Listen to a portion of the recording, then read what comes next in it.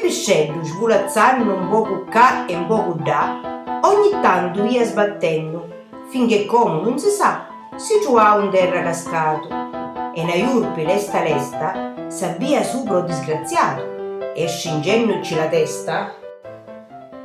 Fortunata è la giornata, guarda, un sorcido acchiappai, paratura che m'è data è una specie che odiai, e perciò sono costretta, anche quando non volessi, a calare a milluri dritta prima che si liberassi. Ma signora, si è sbagliata. Se tagli attentamente la valutazione data, mi corrispondenti. Io non sono uno sorcido, ma piuttosto, non lo vedi, l'ospitalità d'uccello. Perciò tu non mi mangiare. Vero è, titolio di una certa angolazione, gli accedda mi schifio, quindi salto a colazione.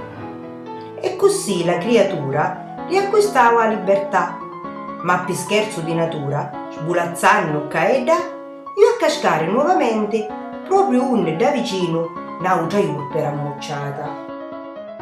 Che bocconi sopraffino, cari me portata. Sull'uccelli come acquisto, di mio piatto preferito, perciò finirai presto masticato e digerito. Ma signora, si è sbagliata. Se tagli attentamente la valutazione data, non mi corrisponde niente. Io non sono un viluccello, ma piuttosto un vero, un sorcetto per tu bello, perciò tu non mi mangiare. Hai ragione in verità, se ti guardo attentamente, sorci sì e non mi va da guardarmi i denti. Una specie che detesto, perciò su, fattimi lesto. Fu così che il piscello più due volte si salvava, un poco surce e un poco acello, la fortuna ammaesciava. Se vuoi essere felici, spesso idee a cangiare, gli nemici fatti amici e tranquillo puoi campare.